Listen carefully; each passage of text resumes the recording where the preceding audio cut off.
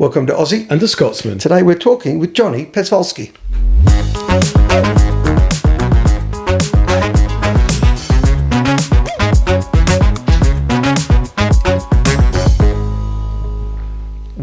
Well, this is exciting, Rowan, isn't it? We are delighted today to welcome into the studio a very special guest star, Mr. Jonny Pasvolsky. Welcome, Johnny. Welcome, Johnny. It's great to have some talent in the room. Welcome. It absolutely is. But before we speak to Johnny, I'm just going to give you a little rundown of his CV. You know who he is, and wait till you hear this. This is incredible. Go slow. It's exciting.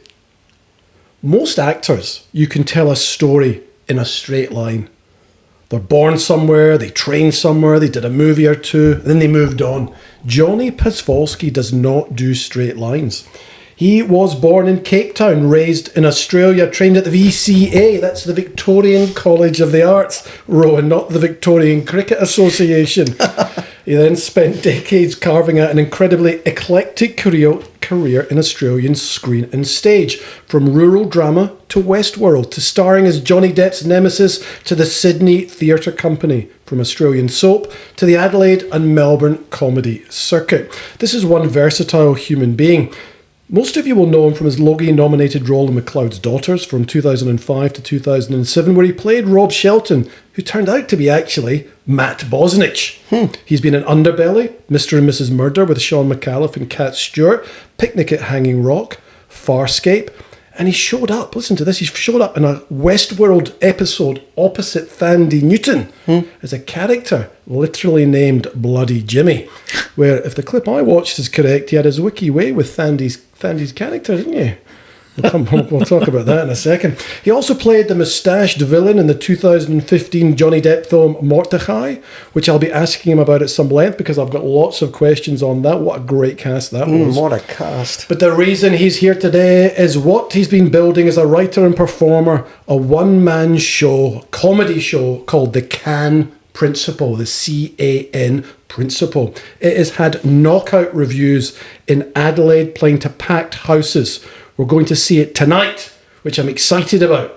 And then he takes the show on the road and performs in Sydney. It involves, I'm not going to give much of a wee bit, involves a South African life coach named Mervyn Gimplick, who may or may not have a warrant out for him. Can I say that? Am I allowed to say that? Sure, yeah. For involving Disney and a small bear in a red hat. 4.5 stars the reviewers gave it in Adelaide. The critics love it. I know we will too. Jonny Pasvolsky, welcome to the Aussie and the Scotsman podcast. Thanks, you guys. That was so good. Oh, wow. And then there's applause. That's awesome. I love it. That's our audience. Bit of a delayed applause. I love it. It was almost like going to the footy instantly, that audience. Real recognition, exactly. Yeah. The canned laughter. You see what I did there? You see what I did? I like that. I maybe should put some more in my show. Johnny, we've known each other for a while. We're mates. We've known each other a long time. Our wives are good friends, have been for a long time. And I've followed your career and I've loved watching you and I rave about you. And I'm up there as one of your biggest fans, if not /stalker. Rowan, I asked him to watch a few things about you, and I'm sure he has. But as we do with all our guests here that are in stage and screen, we'd love to know how it all began, where it started, where the bug came from, and can you take us through your story? Where did it all begin for Johnny P? Are we talking about right back how far? Like way back? Way back. Right back to the we had someone start in year 8 at school. Okay. So all right. Okay, yeah, I reckon I'm at Killara High School. Yeah. I'm in year 8. This is in Sydney? In Sydney. Yep. And they put out a notice for the musical of The Wiz. The Wiz. The Wiz, which is, I have to acknowledge this was actually an African-American story. Back then, complete naivety, right? But I got to audition for the Scarecrow.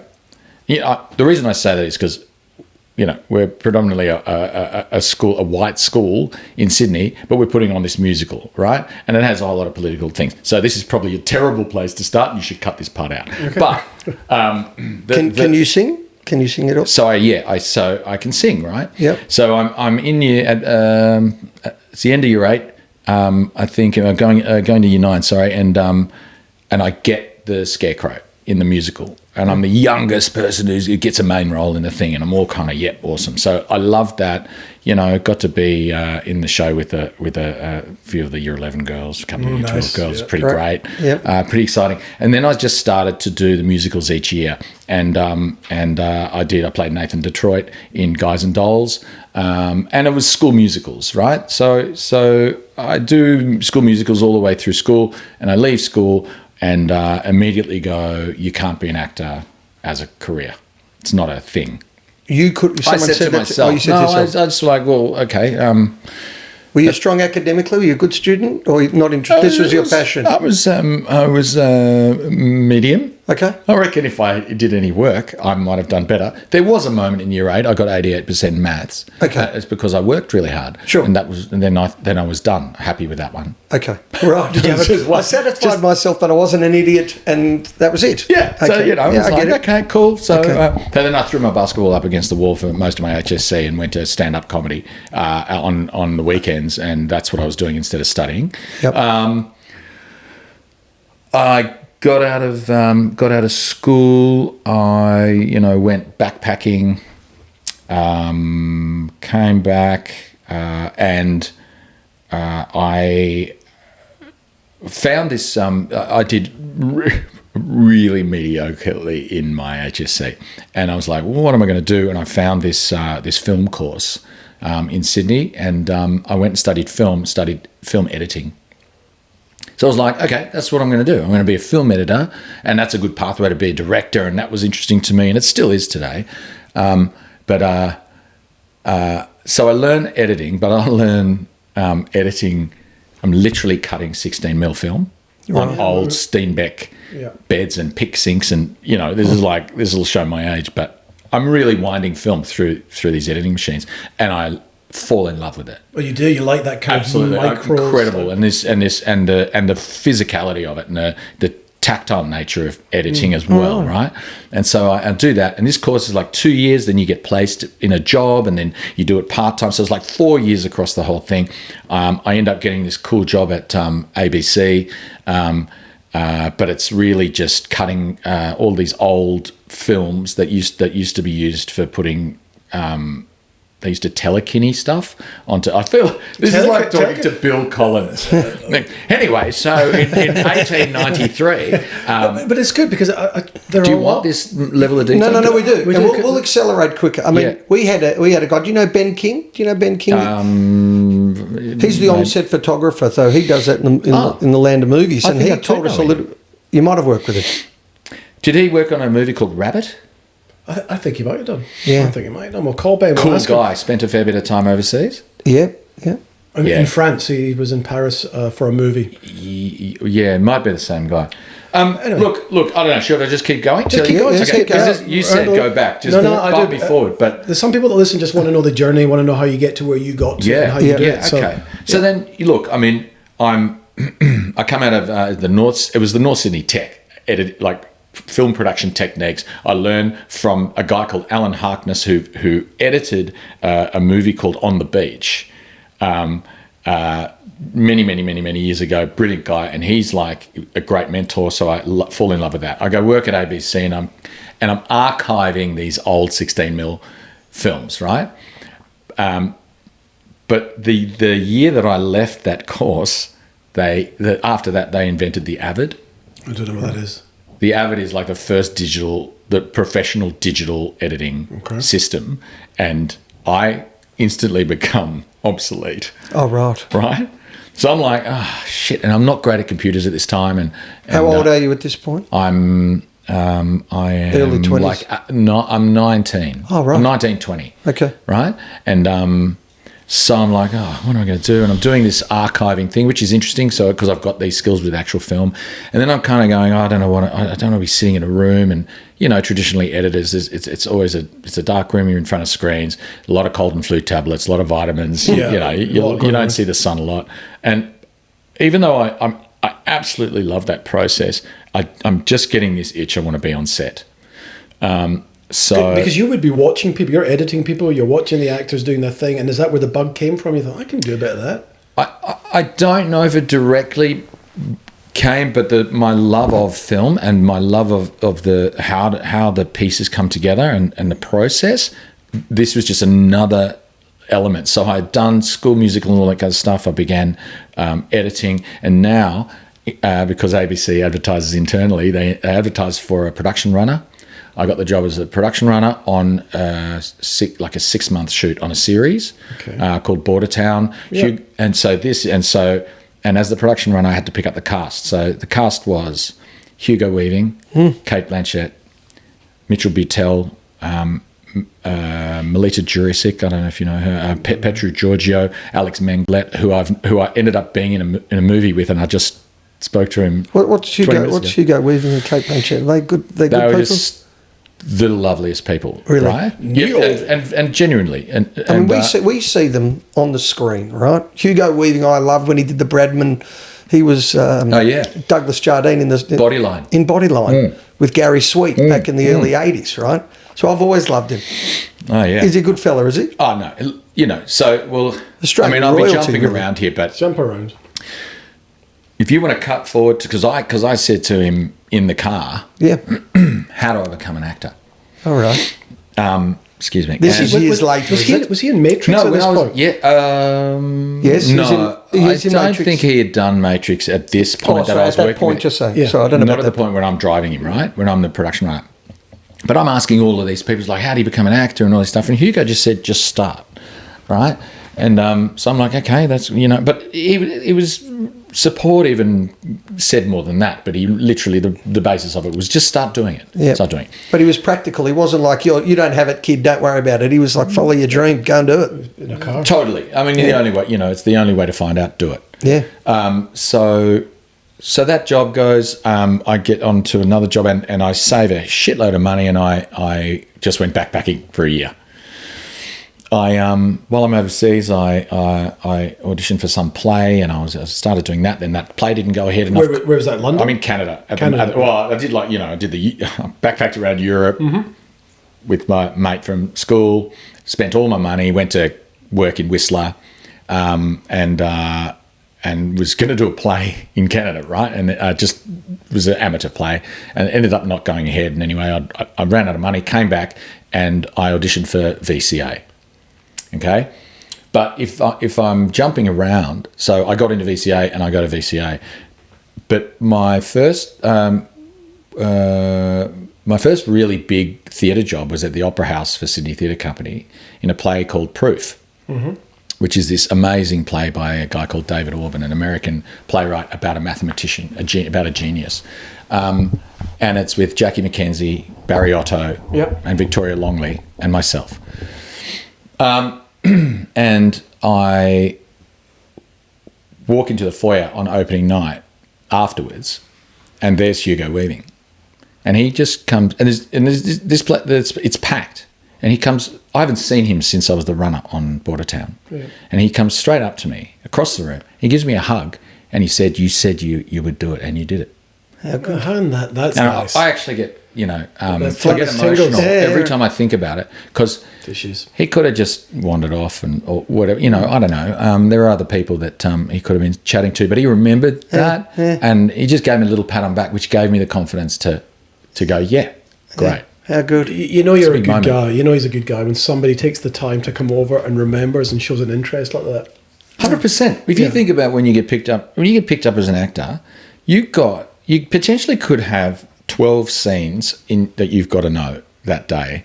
You've got a lot of other stuff to just have remembered a passing conversation from a guy who's driving a car, driving you to and from work, where you could just bury your head into work. Yep. You mostly do that. But just to remember that little thing, which was honestly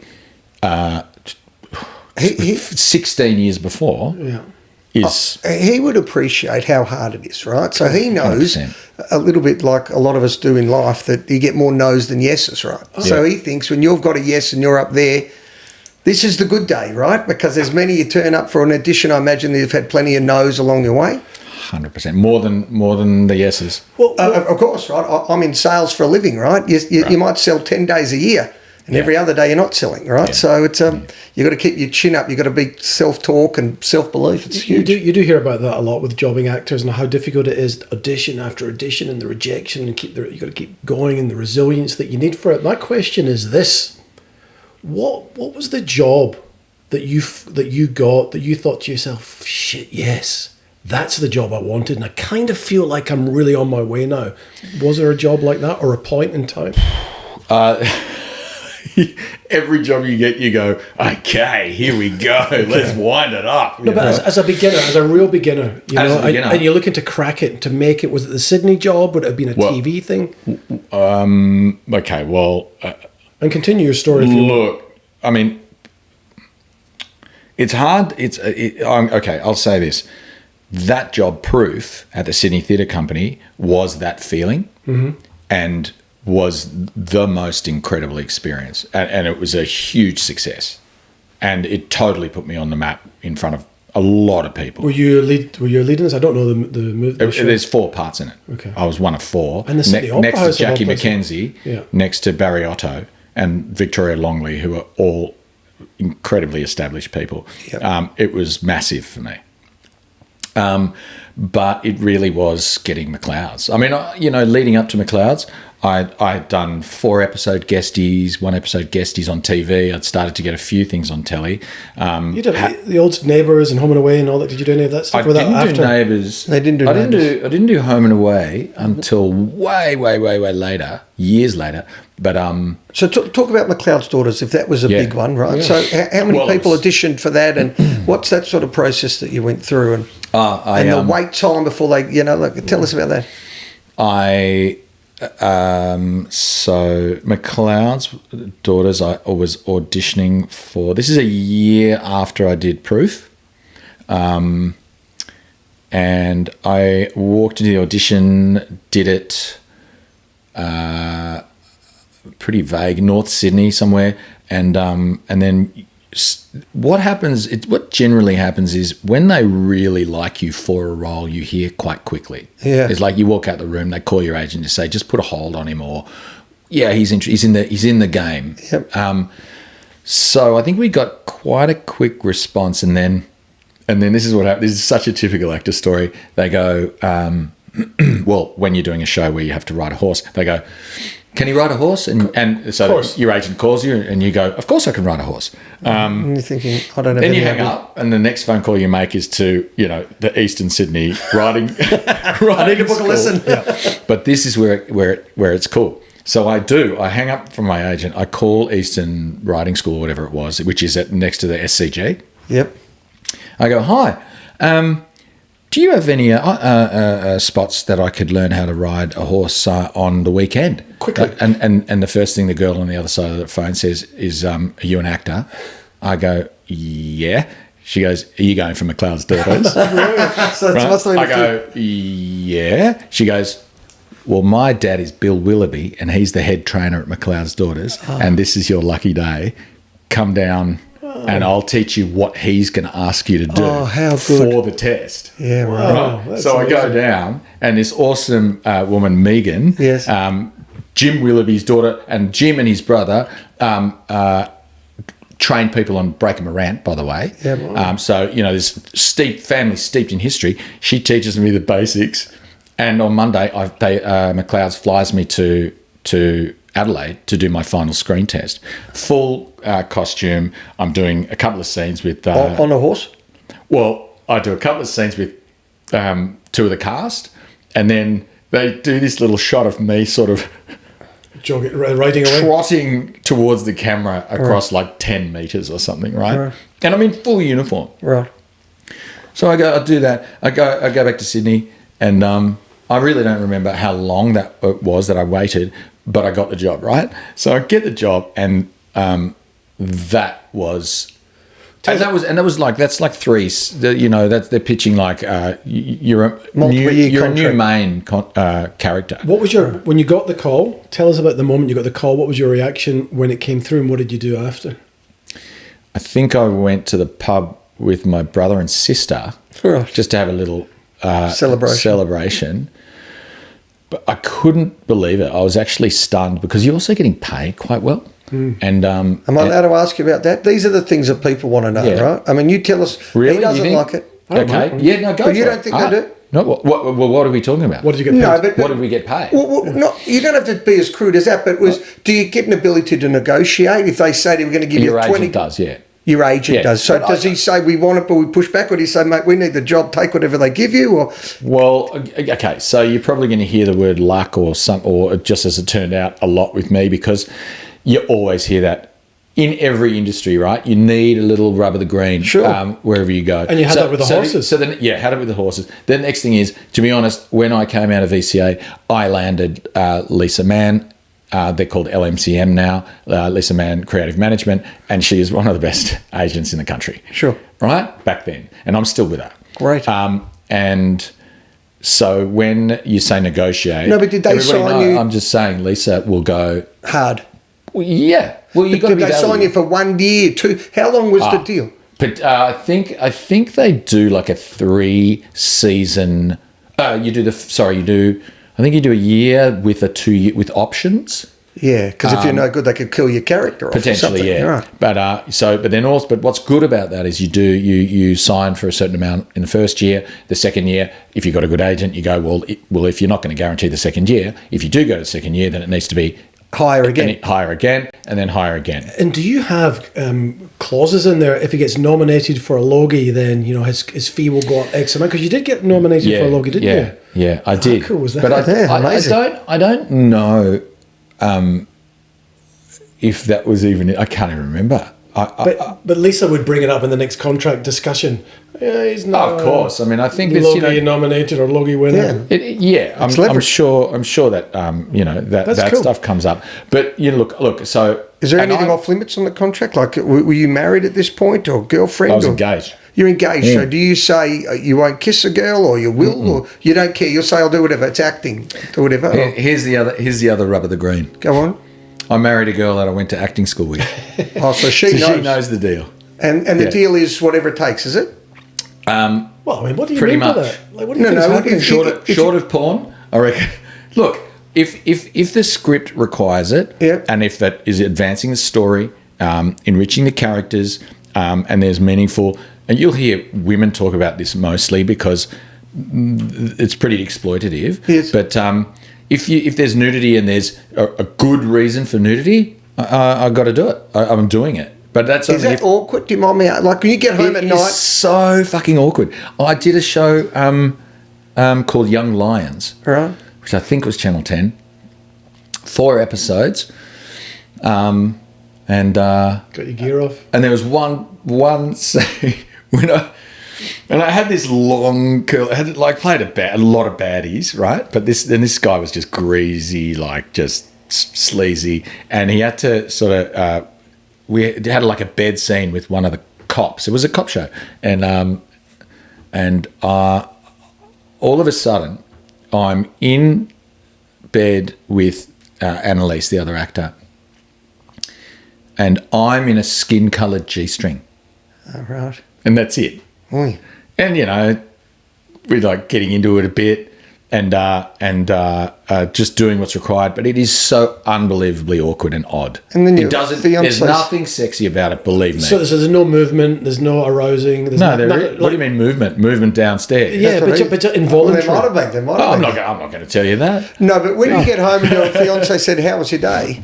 You say, Look, I always tell her that their jobs require certain things, but I've got to tell you, it's not fun. It's not. No, not with 30 people fun. And cameras and. Well, this is where it became quite funny, because that was one of my earliest jobs on TV, and I was lying on my back facing up, and there's, as you know, this filmmaking is so technical on TV.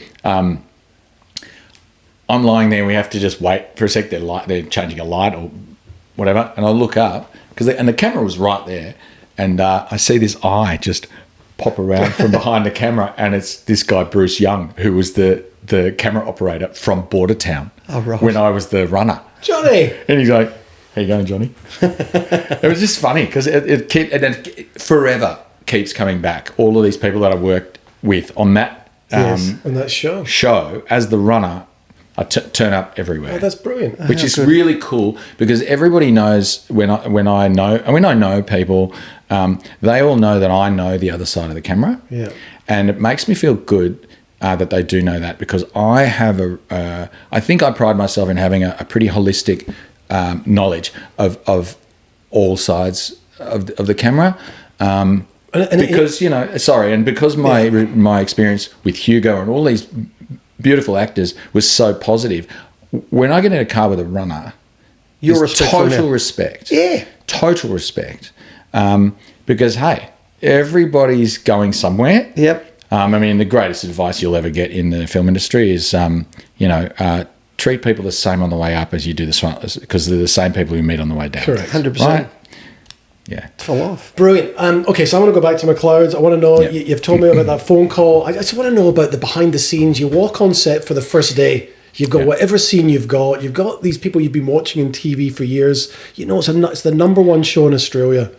What is it like going into an ensemble cast that already know each other well, and you're the newbie with not much experience on that kind of thing? Total intimidation. Was it? Right. Were they welcoming? I was a skinny, never gone to the gym type actor. They're all like, the guys was bloody Adrian, somebody, Aaron Jeffrey, Brett Tucker. Yeah. Sorry if I'm forgetting anybody else. Miles Pollard, and they're all unreal guys, but they're all huge. Right. Like Miles is 6'6", and Aaron is 6'6" or 6'7". I don't know. You know. Well, you're no slouch. You're 6'3"-ish. Well, I'm 6'2", 6'2", and I think Brett, but they're all solid guys. So I'm feeling like I'm a 14-year-old boy. Right. That's how I feel hanging out with him.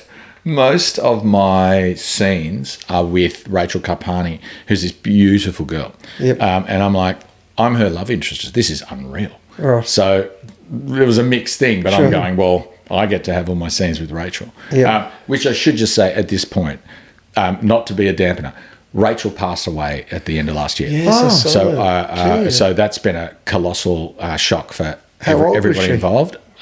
She was 42. Maybe. That so that's been a devastating thing. I should just mark that, I guess, if we're talking about her. Yeah. The Logies. Let's put it down. No. Love you, Rachel. Thanks, Johnny, for coming on. That's all we needed. A lot of respect to her. But so you were nominated for best newcomer in the first year there? Yeah. So you got the Logie nomination, and you went to the Logies, which I would imagine is for the first time. Yeah. What was that like? That was nuts. Did you go there thinking I could win? Did you have a speech in your pocket? Were you going to wing it?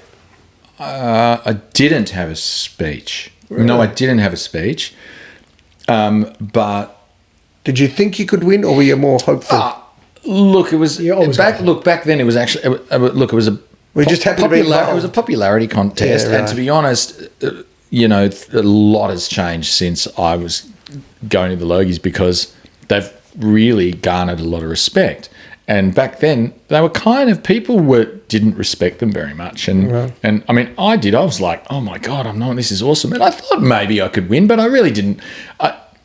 Because we were the number one show, we got the centre table down the front. Right. And I had the front seat. Really? Yeah. Brilliant. And it was unbelievable. Wow. And it was just so exciting, and I was seeing a whole lot of people, and I knew lots of people by then, and it was just like having the best party night ever. It's really exciting. You walk the red carpet, there's people screaming, Johnny, and then you're getting papped. And did you get media training? No. Photo training? No, nothing like that. Maybe that's why. Maybe that's why. What? Yeah. What about? Do you remember who you were up against at the time? I'm not going to dwell on this for a while, but we'll move on. Who won it? Do you want to know who I don't think... No, I don't remember the guy's name who won it. He's an acting teacher now. They announced it so bloody quickly. I wanted them to pause a bit just to have for effect. Yeah. And then there was no pause. I'm like, okay, that's it. But you know who was there that night and who I actually think was in my category? Rove? Hemsworth. Liam? Chris. Really? But I don't think he was a newcomer then. Although I feel, because I remember saying hello to him. Wow. because I thought he was in my category, but he must have been in another category by then because he'd been on television a lot more than me before me. He was in Neighbours or Home and Away as well. Yeah, Neighbours or Home and Away. I can't. Yeah. But listen, I mean, this was incredible. He's a specimen, and you're talking specimens. He's unbelievable. Hemsworth. Yeah, well, he wasn't even a specimen then, but he was still quite solid. But they're very famous already, I think, through Home and Away. Right. But you know, it was fun that night. And this is ridiculous. Back then, everybody smoked. Right. Okay. And I turn around at one point, and nobody's at the table. It's just me. I'm just sitting at the table, right? So I go, oh, it's probably a good time to, I'll just sneak out and go see the rest of where my cast are. And they lock the doors when the entertainment happens. And all I hear as I walk out and the door's closing is, ladies and gentlemen, pink. Oh. And the fucking door closes. They locked it behind you. I have the front seat in the front of the auditorium, the front of my table, in front of Pink, and I miss her. Oh, Jesus. Oh, that would hurt. I missed Pink. It was like, this is the one thing I hang on to. I've seen her live. She's amazing. Oh, yes, me too. She's very good. No, she's incredible. So where to from MacLeod's? Are we straight onto Underbelly? Did you get recognition with the scripts coming fast and furious? What happened? Yeah. Well, you did a couple of years in MacLeod's. I was on MacLeod's across 3 years. Yeah. So why did that stop? 2.5 years. Well, the story kind of just ran. Well, he was on witness protection, and the story ended up being that so Rachel's character and my character, we fall in love, and she disappears back onto witness protection because they come to get me, and she'll give up her life to come with me, and she was leaving the show as well. Okay. So we left the show together. Sure. You weren't killed off? No. So the story was that we faked our own death. Oh, right. So they could never come back? No, we could. Because it was fake. It was fake. Yeah, fake. Right. So, and then, obviously that never happened. But then straight after that, we went to LA just to have a little 3 months of pilot season to audition for things. Did you do anything out there that you would have loved to have got but didn't? Went to become something? I can't remember a thing that. I reckon. I don't know if this is I think this is the first time I went there. It was True Blood. Oh, I reckon. Wow. I reckon I auditioned for True Blood, and I also reckon when I read it, I was like, this is just bullshit. This ain't gonna work. What the fuck? Vampires. Boom. Bullshit. What? This is not going to be good. And then I love the series. But have you seen Sinners? Have you seen the new movie? I've seen Sinners. What do you think of it? Yeah. I'm not a vampire person. Say no more. I reckon, but I reckon the way that film was made and half of it, or there was just this point where I was going, this potentially is the greatest film that's ever been made, and then I dropped out.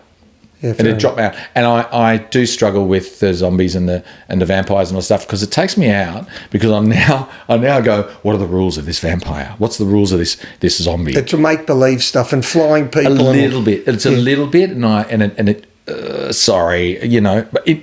I think you summed it up really well. Michael B. Jordan won, though. Oh, really? I do like him as a human being. Have you seen Marty Supreme? I have actually. Oh shit! Now I'm going to totally regret saying that because I actually think that's the first time I've loved him. Chalamet. I thought Chalamet was amazing in it. No, I think he was amazing in it.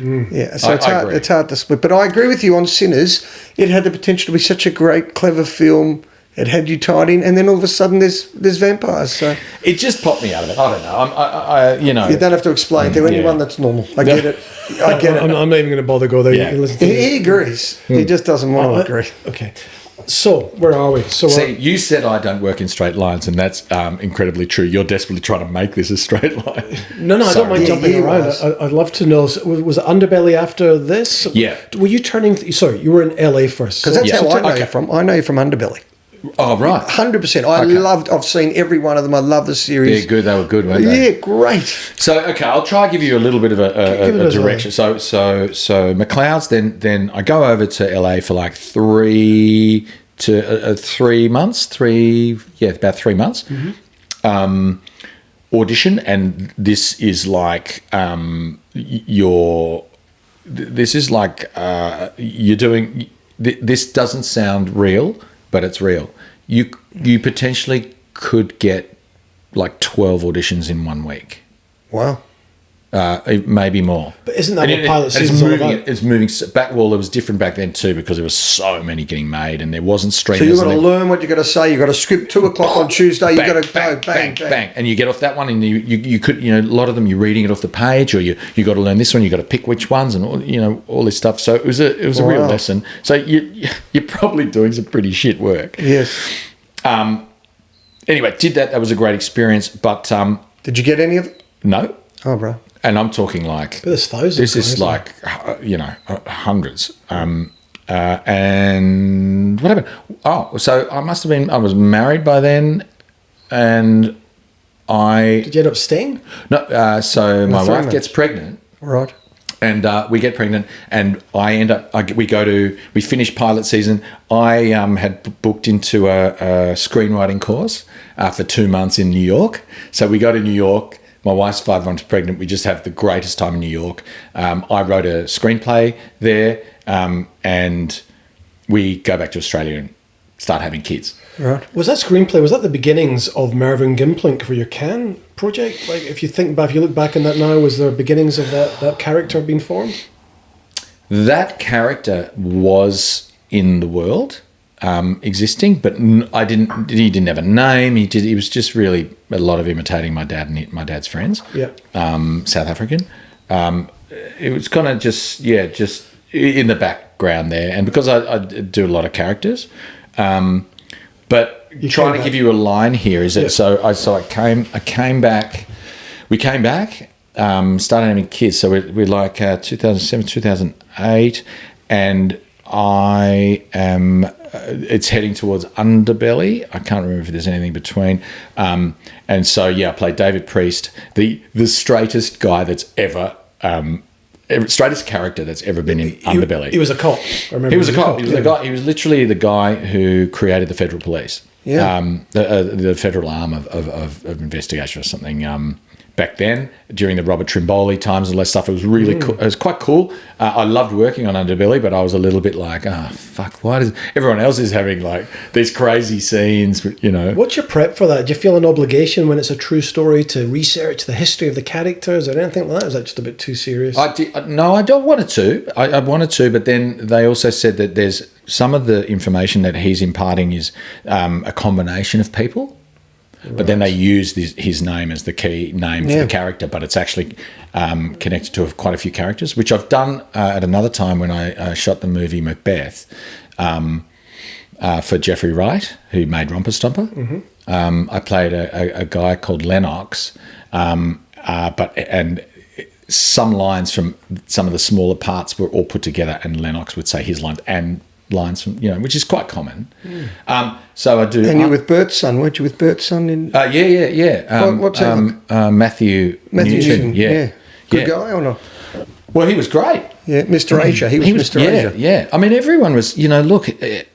Everyone was. It was a time where people were just digging into the characters that they had, and it was such a, the first one obviously had first gone one was mental, enormous with Carl, and then obviously the second one everyone goes, it's not as good as the first one, it's a shit. But I personally loved I grew up as a kid. You were in the second. Was it the second? He's in the second one. He's in the second because one. I remember Robert Trimboli. I remembered that name. Well, we knew him down here in Melbourne because it was all organised crime, and every time he had a bet on the horses up in Sydney, you never know what was going on, and they all thought Robert Trimboli was rigging all the races. And my God, I mean, we had and so King many. Street, what was his name? Who's the guy? That's right.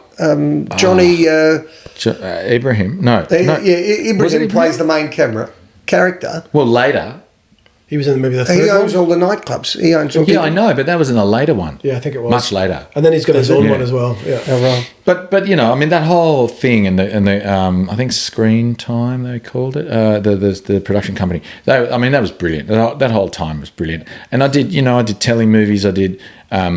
Farscape, Mr. and Mrs. Murder. Oh my God, yeah, I did. Farscape was interesting. I was a giant lizard character. I was in like huge platform shoes and an animatronic head and all this kind of stuff. And then how many episodes of that did you do? I was in the series, and then they made like a telly movie. It's you've kind of fly under the radar. You've done a lot of stuff. You've done a lot of shows. I've done a heap. I did Cops LAC. I've done. I mean, going through my CV is just mental. I just want to focus on one for a minute, right? So in 2015, you go in a movie with Johnny Depp, right? And Gwyneth Paltrow. Yeah. I mean, these are... Well, take it from the start. Global megastars. Yeah. How did you get that, and what was that like? Tell us all about that experience.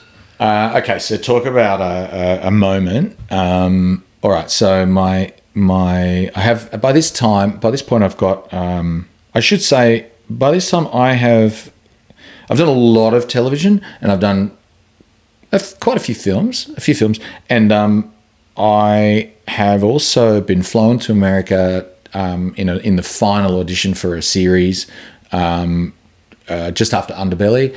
I've done quite a lot of work by this point, and the reason I say that is I've got American managers. So I got to stop you there. You went over that very quick. You said you've been flown to America to audition for. Let's talk about shows. A terrible audition. But it's all good stuff. It's all. I'm getting to Mordechai. I promise you, I'm getting to Mordechai 2015. But this is the sort of a direct line to it. So after Underbelly, I do an audition for Nikki Barrett, who's a great casting director in Sydney, and I've got a terrible flu, and I'm sitting at this round table. She's reading opposite me, and I'm just like, fucking terrible voice, terrible accent, all this kind of stuff. I'm actually good at accents, but like it was just like, okay, look, Nikki, I'm here just because you asked me to be here and all that stuff. But sorry, I'm not at my best. It was shit, right? Yeah. It was terrible, and 3 weeks go by, and I just emailed or called. Back then we actually talked to our agents. So I called my agent. I said, just curious. I just did that thing with Nikki. My agent calls up and they go, they want to fly you to LA to that's my phone. They want to fly you to LA to screen test for one of the main roles in Miami Trauma. It's like a medical drama, like an ER type. Yeah, like an ER type, right? So the day I had auditioned while I was shooting Underbelly. The last day that I finish Underbelly is like I finish at like 6 o'clock at night. I have to go to a cousin's wedding. The next morning I get on a plane. I fly to Universal Studios. They put me up in a hotel. Do they fly you business? Yeah. Oh, nice. Yeah. It's just one of those things where you actually want to stay on the plane a little longer. Yeah. You're feeling good now. You're thinking you're on your way here at this point. Yeah. Johnny P. And I go hotel. My manager's like, do you want to go shopping? Do you need clothes for this audition? Blah blah blah. No, I'm fine. All this stuff. They organise some kind of dialect coach for a moment. I chat with them. I go to somebody. This is all a blur. I haven't thought about this for so long. And I go and I'm on the set of. It's like on a set of Criminal Minds or something, right? There's a full crew. Right. Shooting the audition. And there's one girl who's in the... Had you prepped it all at this point? I tried. All right. But the one girl who's like a really famous face, and she was in the waiting room, and there were two other guys. It's just two other guys and me going for the role. So I do my scene, go back to the hotel and order a drink, and by the time I had my first sip, I knew that I didn't get the role. Oh, right. It's one of those... They called you and said... Well, yeah, my agent called. And so it's also like one of those, so now I'm in LA. I got to fly back. At least I'm flying back business class. No worries. Did they tell you why? No. You know, my first manager said, your callback is your feedback. Yeah, if you get called back, you got it. Yeah, so look. So anyway, so I fly back. So that was like, things did start to... How long is that process? Was that like a week, or you're talking 3-4 days? LA back... When those things happen, sometimes it's like... 48 hours. Yeah. You got to go back. Wow. Yeah. Other side of the world, a 10-minute audition. And you want to know something as well, if you really want to know the nitty-gritty behind it. Yeah. They want to get you on a flight back as quickly as possible, because if you're on American soil, when someone says yes, they've got to pay you SAG rates. All right. They've got to pay, which means they're now going to have to fly you first class or whatever. Sure. Because there's all these levels of things, and so you need to be on Australian soil or something before they can engage in a different contract. You know what I mean? Right. Because you don't get paid a lot of money when you first get these jobs. However, if you do get these commercial roles, this is like big money. Back then, it was like 30 grand a week. Jesus Christ! Right.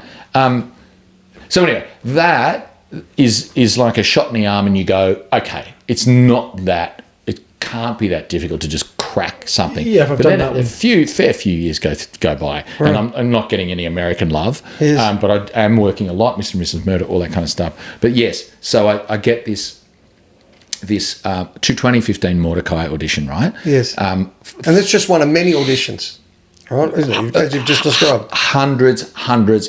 Like of different degrees. Well, all different degrees of it's yours and you don't get it. Right. The money, the this, the that, a million. Just you know, if you're being in sales, there's a million different moving parts that can decide whether you're in or out. Yeah, but unfortunately it's binary though, isn't it? Right? Even if you got to second or 700th, you still didn't get it. Right? So it's hard to take. You can't say, I nearly got it, I did really well, I got to the last two, but... Look, unfortunately you can't go, hey, you see Wolf of Wall Street? That's the role I didn't get. Yeah. Exactly. It would destroy you. I was second to that or something, It's not that I was, but... I get it. So Mordechai. So this is what happens, right? So, I'm really working a lot. I'm doing lots of TV series. I'm actually doing quite a few films as well, Australian films, and then my American manager sends through my Australian agent. I'm not really sure altogether. They all work together. The Mordechai script. Can you read this? So I read it and I piss myself, and then I read it a second time and I go, I'm going to get this role. And you don't know who's attached to it at this point? No, I think I knew it was a Johnny Depp movie. Mm-hmm. And I just want to say at this point, when you guys ask me, what is the role when you think you're on your way or whatever, the more accurate sensation is there are just some things you read you go, if they don't give it to me, they don't know what the role is. Right. And that sounds egotistical, but and I'm saying this is like, that's only ever happened to me twice. Yeah, you hear that. I was born to play this role. I read it. I just went, I know exactly what they're looking for. This should be. Yes. Well, I just knew what it should be, and if they don't want me, then they're going in some other bizarre direction because they haven't absorbed the core of whatever the film is, because there's something in your bones that you know. But even listening to you now, right? Your audition would have had that belief in part of your delivery, right? When you delivered before and you said you had a cold, and she probably saw into your eyes you couldn't really be bothered being there because you didn't feel too great. Yeah, but they still flew me to the fact, so that's also a part of it. You also don't know. You don't know. There's an element of you don't know how they perceive you. But when you talk then with that level of assurity and confidence, that exudes straight away, I believe you. Yeah. Right? So it comes across. I read this thing and I was like, I called my agent and I said, fuck yes. All right. And I was like, yes. I'm going to do this. Yeah. So I self-tape. People used to rent like little rooms to self-tape and stuff. And there's a place called the Audition Room. And I went and I had my a close friend read opposite me. She's been, like we read for each other. We've been reading for each other for 20 years. And it was like I just went pretty nuts. Yeah. And so I send the audition, and then you don't hear anything I didn't hear anything for 2 weeks. Then I'm like, follow up. Did you hear anything? They go, David Kep, the director, wants to call you. When? Like, I don't know. When are you available? Tomorrow? Next day? Yeah. Fuck yeah. And I don't know if you've Googled David Kep, but he's the fifth highest grossing screenwriter in history. Right. He wrote Jurassic Park and Carlito's Way. And you look it up, it's just everything, right? Right. He's directing this movie. So David Kep calls me a few nights later, and he goes, hey, Johnny, I just want you to know I want you in my movie. Wow. We got to get you through some hoops. right? Yeah, through some movies. Just had a little look. Indiana Jones, Mummy, Inferno, Jack Ryan. That's what is he, director? He's the director. No, he wrote. He wrote Indiana Jones. Yeah, the last one. but he's also like, I mean, look, the Mummy wow, Carlito's Way. Yeah, look at the size of it's just the massive grossing movies, right? And he said, "I want you." The first thing he said was, "Listen, I want you in my movie. I'm the director. You are Emil." Emil Strago was the name of the character, right? And he goes, I mean, we've got to get you we've got to get through producers, and we've got to get you through the studio, which is a standard process. Sure. He goes, can you do me a favor? Give me a straighter read of this? Give me a much more characterized one like you did. And then he said, and then he said, but do everything you did in the original edition as well. And he says, and don't pick the takes, send me everything you shoot, which is, I have never heard of that. Right. Because he knows what he's looking for. Nicest, most awesome. This was like complete license, right? So I go back to that audition room and I just go for it, right? And now I'm just like, I'm so pumped. Yeah. And I'm just trying a whole lot of things, doing lots of stuff and trying to give him his straighter read, give him his, and so I send him 10 takes. Right. Of the thing. And then 5 weeks go by. And my manager, I'm like, sometimes you're scared to call your manager, because you get superstitious, or and 5 weeks go by, and I don't think I heard anything. At this point, you're living in hope, right? Yeah, and I'm doing other stuff, which is great, but I'm kind of going, potential is so close, because I've spoken to this guy, and the 5 weeks, and then I get an email saying, producers love you, we're just gonna get, so that means Johnny Depp was a producer, so he's seen this thing and he's approved me. Wow. So now we just need the studio to approve you. So I waited another 2 weeks. So you go to bed that night thinking Johnny Depp's yeah, just had a look. And I'm like, look, Johnny Depp's seen my tape, and that's okay, and that's cool. I'm kind of pretty pleased, and some good people have probably seen it. 2 weeks later, I get an email from my manager that just says, call me. Congratulations, Johnny, you are the choice. Wow. Was she deliberately playing that down? No, that was like, network has approved you. Oh, right. That was 7 weeks after the thing. Like, get the champagne out. I'm in the studio, right? It was Lionsgate. No, but sorry, just to Rob's question then, because you said that then in a very flat tone. Was that just very matter of fact, or that wasn't a big moment in the story?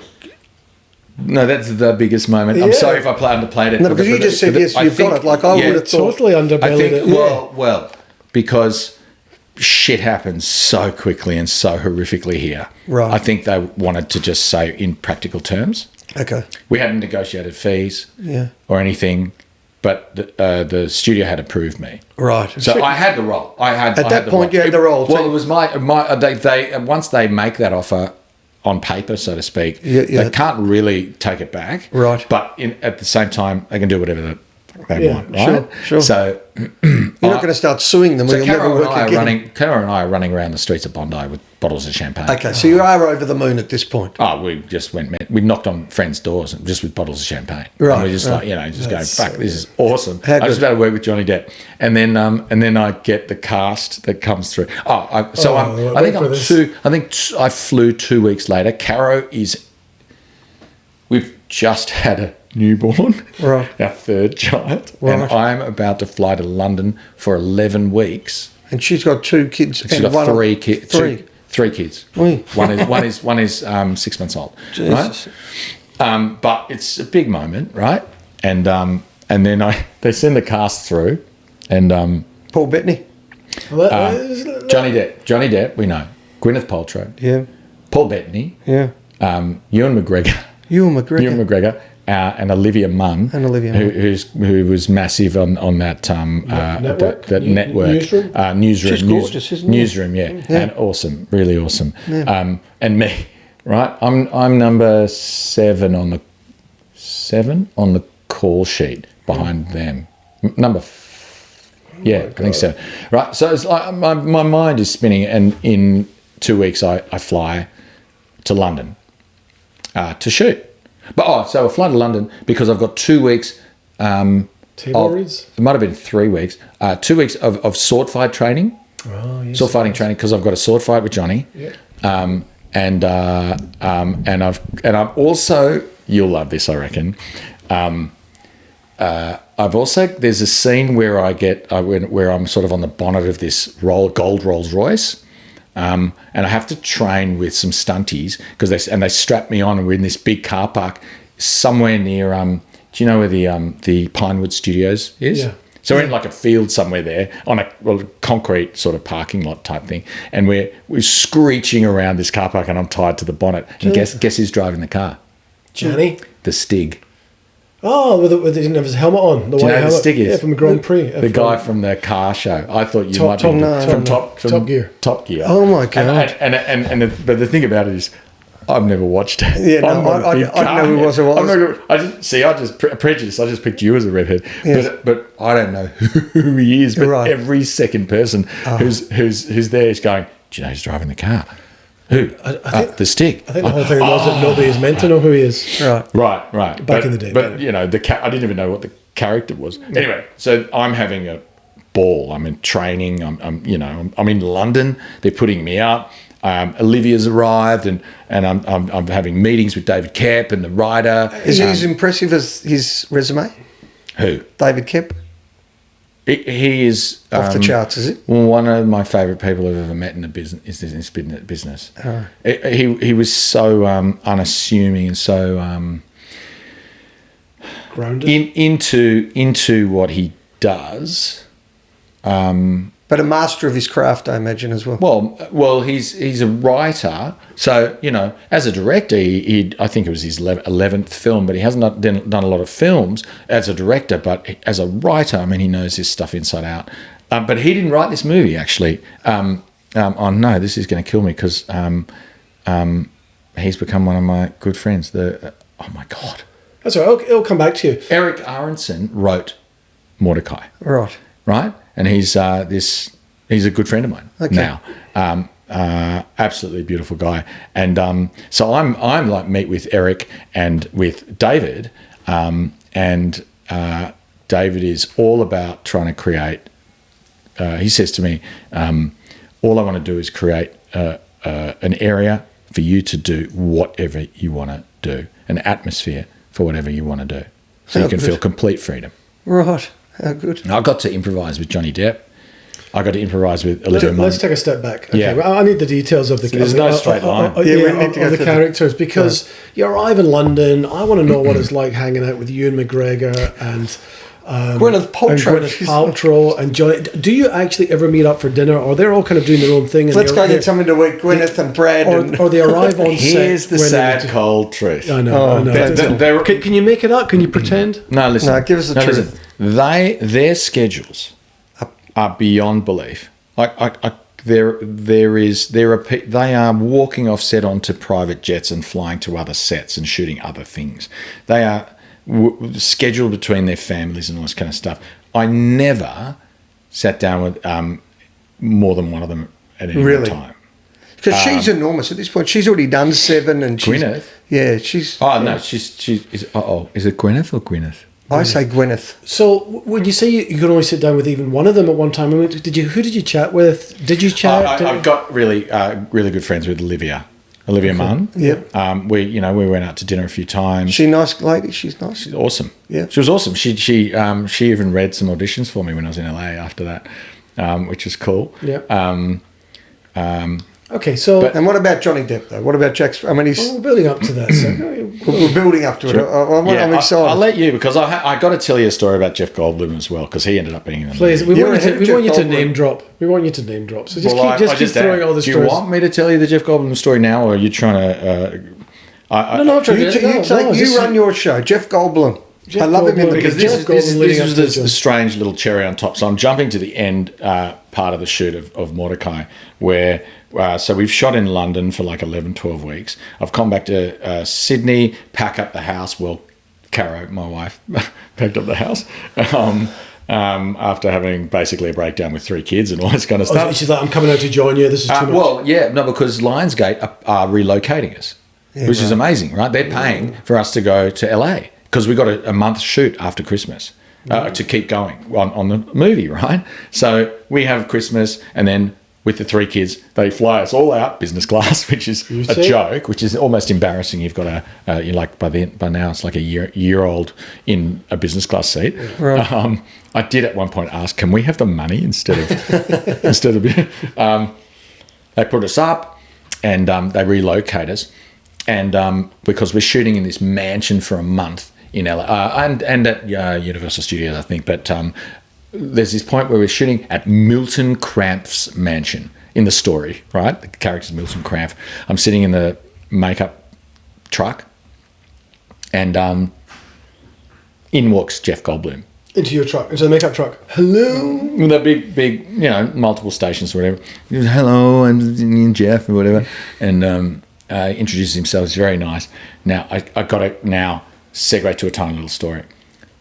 Go back to 2003. My brother, who's a filmmaker, he graduates at AFTRS, Australian Film, Television and Radio School in Sydney, with his short film Inja, and it's nominated for an Oscar. Wow! Wow! Your brother's name? Steve Pasvolsky, right? Yeah. And at the time, I'm backpacking with my then girlfriend, who is my current wife, and we get a call in Mexico. We're backpacking, and Steve's just been nominated for an Oscar. Steve goes, come to the Oscars with me. Great. What? Right? So I'm like, this is incredible. And you met Jeff Goldblum at the Oscars. So I say this is in 2003, okay? So we all meet up, my family's there. It's just like we're having this amazing time. And I think my wife said, my girlfriend, who was my girlfriend at the time, said, who do you want to meet? And the first person that came to my mind was Jeff Goldblum, and I really didn't know why. I don't know why. Yeah, I was going to ask from The Fly. But yeah, I mean, look, I'd always loved him. And that was just the first name that came to me. Anyway, we go to the Oscars. It's incredible. Damn shit, my brother doesn't win. But we go, but he's got tickets to all of the parties. So this is 03. This is Denzel training day. Denzel? Maybe. Yeah, 03. Denzel went training Is it the year Michael Moore made that documentary? Michael Moore won it? Anyway. I think Michael Moore made the documentary about the shooting. Yeah. About the school shooting. That year? I think he won that year. Okay. So we go to the after party. You go to the governor's ball after that, which is very, very fancy. And then we go to the Vanity Fair party, right? And Adrian Brody has just won the Oscar. He's in the toilet with his dad. Yeah. Heather Graham. We're sort of being introduced to a few people, but then we're just like two dorks sitting on this white leather couch with how they make drinks. It's like vodka and then like a tiny dash of tonic there. Yeah. And so we're drinking these incredibly strong drinks, and it's kind of it feels like it's not that busy, and we just see Jeff Goldblum walk across the dance floor. Right. And my brother like nudges me and goes, well, there you go. There he is. You got to go say hello. So I go over to Jeff Goldblum and go, hi, I'm Jonny Paz. I'm here, like a bit, hello. He goes, come over here and I'll introduce you. He introduces me to a few people, the producers and all this kind of stuff. And I talk to them for, 5 minutes or something. And then I'm like, back to the chair. My brother hasn't moved. Harvey Weinstein would have been around at that point. Mate, he was nominated. Probably. Maybe it's a good thing I didn't meet him. Anyway, now it's after that, nothing really. We haven't left the couch. We're just watching, and it's pretty late, and it's very, very thin. And Jeff Goldblum walks the other way across the dance floor. And I had said, I introduced myself as Johnny Paz, and he walks back across the dance floor and he goes, "See you later, Johnny Paz." Jesus. And I go, the night is made. He remembered my name. Brilliant. So now it's 2015. Is it no, we actually shot it in 2013, end of 2013, beginning of 2014. I'm on Milton Cramp's mansion, yes. Right, the character, and I'm in the makeup truck and Jeff Goldblum walks in. So of course I go, hey, Jeff, look, you I know you wouldn't remember this, but I was at the Vanity Fair party. You can imagine how many Vanity Fair parties he's been to since then, and he doesn't remember. Right? Oh, yes. I go, I introduced myself as Johnny Paz and blah, blah, blah. Anyway, we shoot for 10 days. I shoot for 10 days with Jeff Goldblum and the rest of these incredible people in this huge mansion in Hollywood. But after that first moment, every single morning that I would arrive on set, Jeff would be in like he'd be sort of wherever he was, whether it was 50 meters, 20 meters away or right in front of me, he'd be walking around like this. Johnny Paz, Johnny Paz, Johnny Paz, Johnny Paz, Johnny Paz. It's even a good impersonation. Just totally taking the piss out of me. Yeah, brilliant. That he would remember me. But anyway, that was lovely. Different to Hugo Weaving. Okay, so yeah, very different. I'm taking you back to the mansion. You're in the mansion. You're doing all your set scenes. You're hanging with the other actors. There was one particular scene I remember where you're inside a room and there's a big car chase. Yeah. And Ewan McGregor bursts in and Gwyneth bursts in. So in between the takes, we see what we see, but you forget there's another 100 people in the room, and then there's all the breaking because there's 10 minutes of shooting and 3 hours of waiting. Yeah. Did you chat? Are you told not to chat? No, it's just, I mean, we're you just got the most important thing, and practically as an actor, is to stay out of the way until it's your time to. No, but I'm talking about on the set when you're in that particular scene with the other actors. Yeah. Do you talk to them, or you just stay in your zone? Sometimes if it's a full on scene, but this was like a ridiculous comedy, so we were sitting there chatting. I mean, So take us behind the scene. What's it like with you and Johnny Depp, Johnny D? I was Johnny P. He was Johnny D. No, he was Johnny, and I was Johnny P. So he works with an earpiece. And Marlon Brando put him onto that one. He gets fed lines if he forgets, or he gets fed them as he goes. Is that because he's a producer, or he doesn't want to look silly because he forgets? No, so it's not even for his lines. He he works musically, and he has some music feeding into him just before the scene for the rhythm of the scene. Really? Oh, that's cool. Because he just connects directly like that. Wow. And I was like, are you listening to music while I'm talking to you? He's like, sometimes. But really because he's a musician first. So I thought that was interesting. But Brando was for his lines. Brando didn't. But I mean, I wasn't even listening to the detail of it, because he was saying, yeah, Brando told me this, and I'm going, are you fucking what? Wait, there's a direct line to you and Marlon Brando. So I'm like, at this point, we've been shooting for weeks, and I just want to touch him. Yeah. In case Brando touched the same spot. Well, he did touch it. We had Kik Gurry on the show. Do you know Kik? Kik lives in the apartment block opposite me. Oh, okay. So I've grown up with Kik's brother. I've known Kik since he was 10 years of age. Absolute brilliant guy. Yeah. Good storyteller like yourself, right? And he was in a shoot with Brad Pitt, and he said Brad Pitt is talking to him, and he's almost forgetting his lines because he's sitting there thinking, oh my God, that's Brad Pitt, and I just want to touch you. And, is it in that moment, are you thinking to yourself, I'm on set with Gwyneth Paltrow and Johnny Depp? Or do they become real? Do they become like normal humans ultimately? It's flesh and blood. Here's that. So when once I got the gig, and it all happened very quickly, and I'm on the flight, and I had to settle myself, because it was like, you can't walk on the set like a fucking idiot, and like a school child. And I was thinking, okay, what's the approach? What's the method? Once I was sent the cast, and I was like, are you kidding? This is insane, and it could be overwhelming. You couldn't even get bigger than that at that time. Oh, the cast is amazing. Yeah. But I'm thinking to myself, okay, so do I need to research them and find out what they like and all this kind of stuff? And all that came to me was, be yourself. It's the work. That is the thing you all have in common. Yeah. It's the work. So I just focused on the work, and the work when working with them was just sublime. Right. And they are who they are for a very good reason. They were just endlessly interesting, endlessly trying to figure out better ways to do it, and when you have that level of experience, I think it makes you, because I just felt like David had said at the beginning, I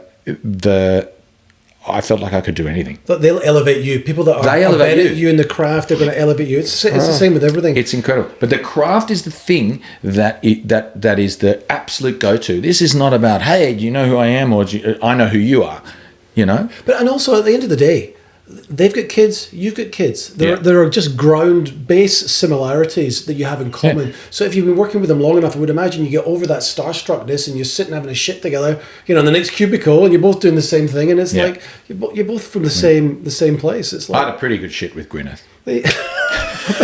Like it's a co-ed. My old boss used to say that though. Everyone pisses in the same urinal, right? I mean, it could probably a bit nicer. He could have said it a bit more articulate, but he makes the point, right? I did connect with Gwyneth over kids and stuff. I mean, she was talking. We were sitting there waiting to shoot, and she'd be on the phone a lot with Apple. Isn't that the kid? Apple. Yeah, we went to Gwyneth's house. This is what we're looking for. She invited us to her house, my kids, Caro, and we all went to her house. I mean, she's had unbelievable fellas, Ben Affleck and Brad Pitt. Well, she was still with Chris Martin. Finally getting to some gold. She was still with Chris Martin, actually. In the Mills and Cramp mansion, Chris Martin was in the green room for one night. Was she engaged? I was sitting next to Chris Martin, telling him how Lovers in Japan. Okay, back to Gwyneth's house. What was happening with Gwyneth? This is what you really want. You're not interested in anything. No, wait, am I really dragging on? No, I want to hear about Gwyneth's house and what she made you for breakfast or dinner. Hang on a sec. Because so this was pretty interesting. So Gwyneth goes when we moved to LA. Gwyneth goes, "Come over. I really want to welcome you and the family to LA." So we turn up at Gwyneth's beautiful house, and her assistant answers the door and do you guys want some tea, whatever? So they make us tea. Gwyneth's out the backyard with Apple and a few other people. So we go out the back, and there's Gwyneth Paltrow, I think Apple Martin, a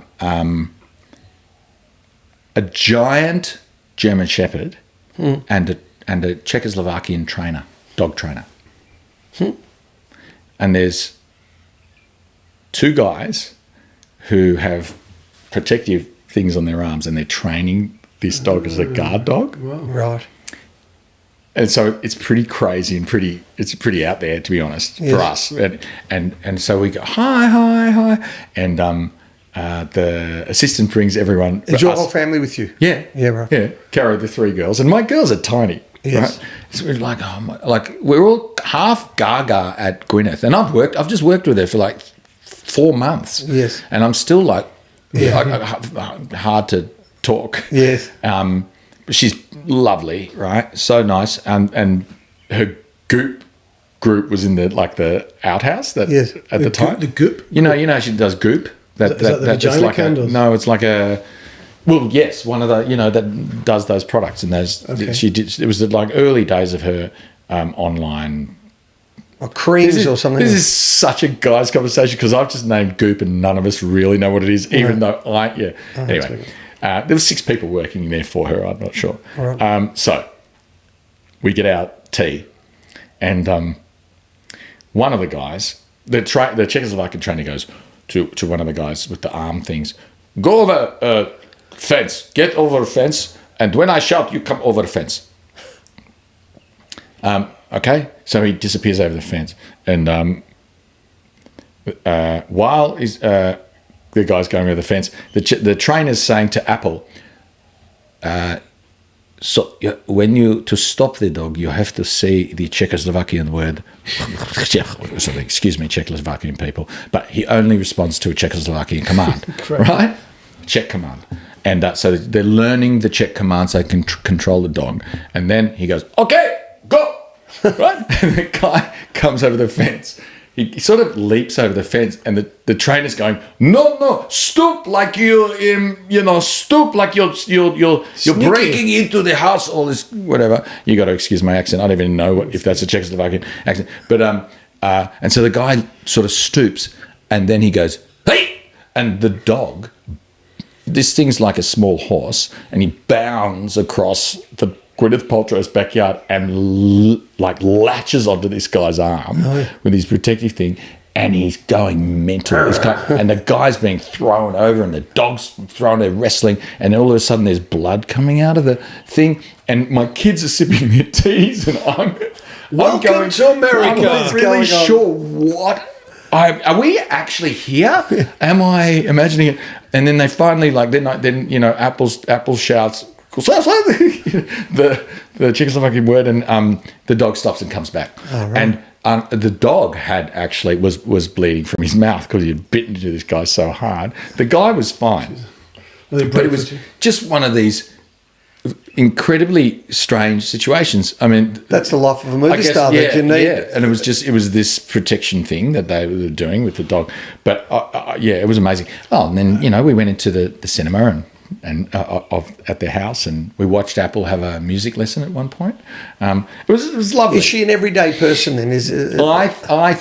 I think she is. But look, she comes from a family of Hollywood people. I mean, it's as everyday as they can be. Yeah, but right. I will tell you, you can only. This is my great advice to anyone, if anyone really wants it, and that is you hear so many things about people, and you can either listen to that, or you can. But I think you can only go on your own experience of people. Sure. Because I've worked with some people that lots of people have said, "Oh, absolute fuckwit," or "Oh, this person's a real this manipulator," and then just 2 weeks ago, I finished an indie film, and somebody had warned me about this person, and they were absolutely lovely. So that's my experience. I would say the same. Rob said to me, "Jonny Paz, a great guy." I said, I will be the judge." Yeah. Well, and what do you think?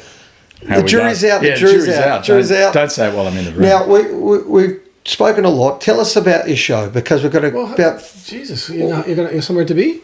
No, but Johnny might have somewhere to be. I'm good. He's got plenty of time, man. Okay, all right. He always does this. It gets to an hour. It gets a wee bit tired. He's a carer. Johnny, pour yourself another wine. Pour me a wine. We're going to settle in here. You put it here. I didn't even see this. This is like the Joe Rogan show. We're heading for a spotlight. Okay. Yeah, this is good. I don't want Johnny to be late. But I told you I'd go on a bloody tangent. I told you I'd go on a tangent. We have gone on a tangent. Cheers. I'm right. That's so funny what you said in the introduction, because yes, straight lines is not really my bag.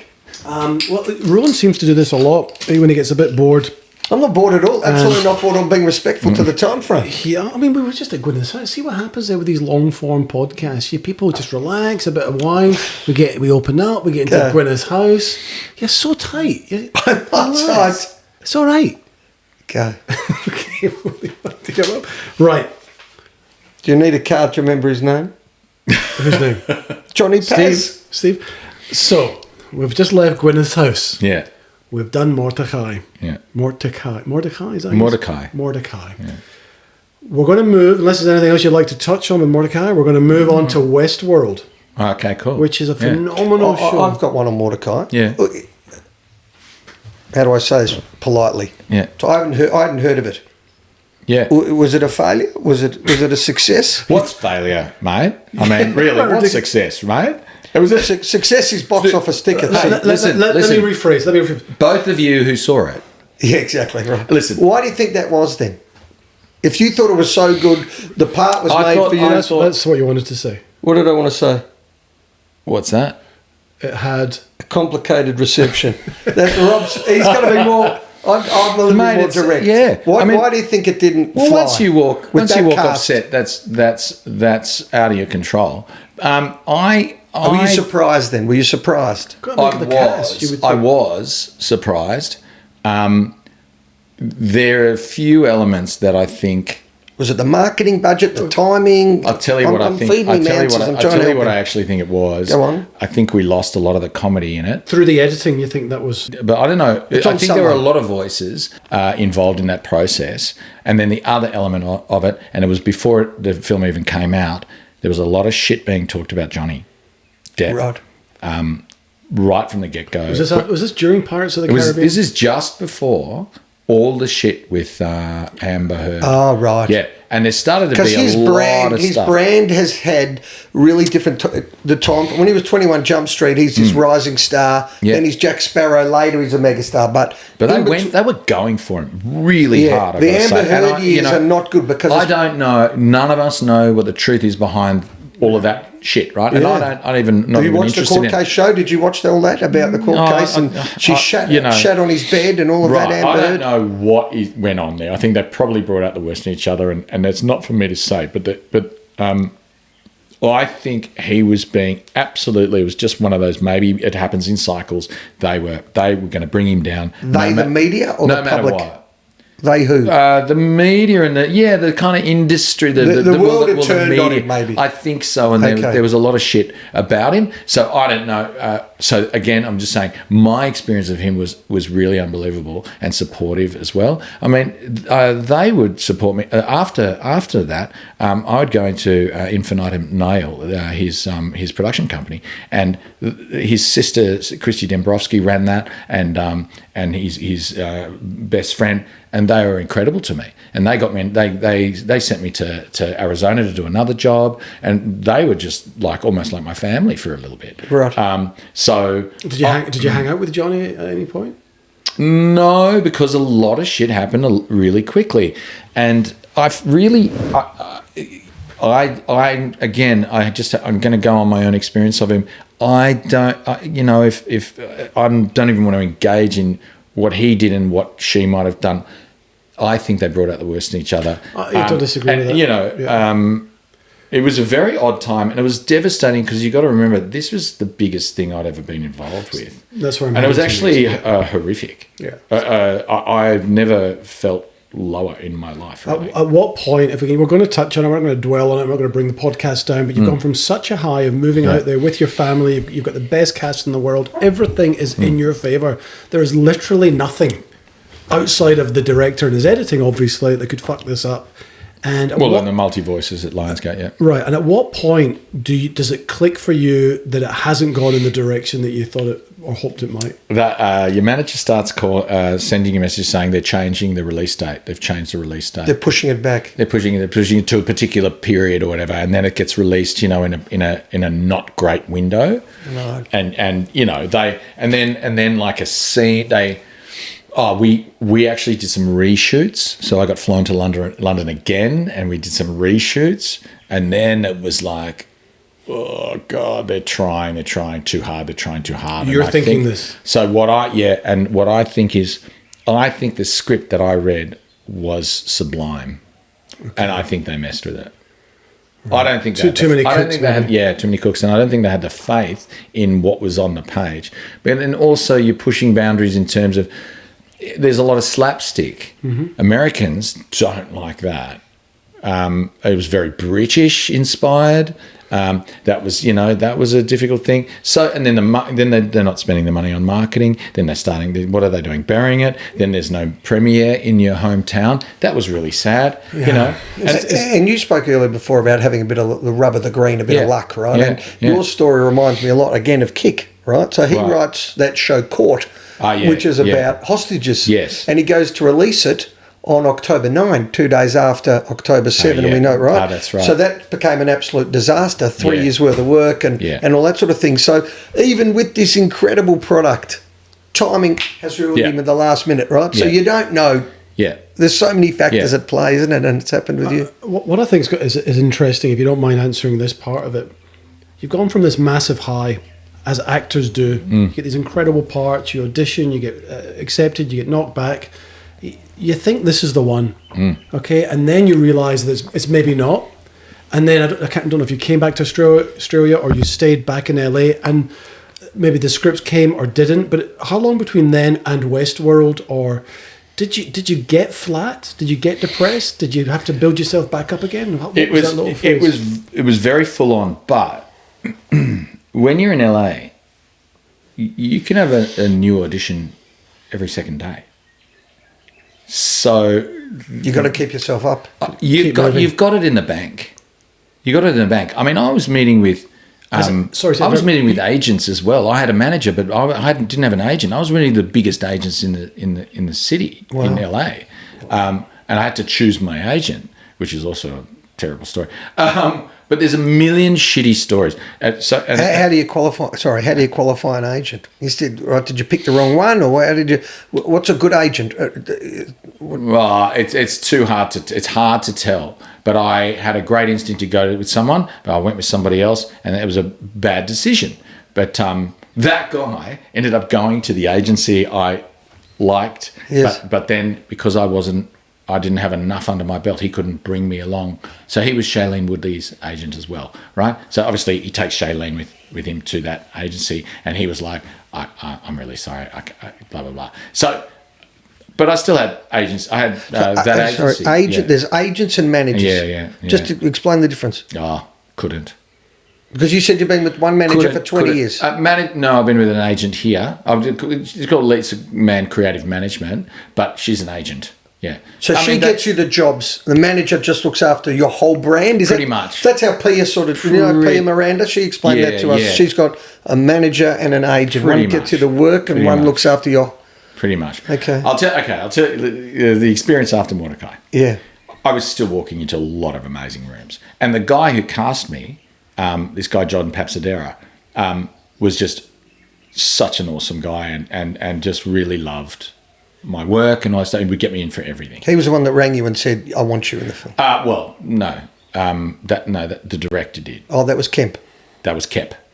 Yeah, David Kep. So, but so...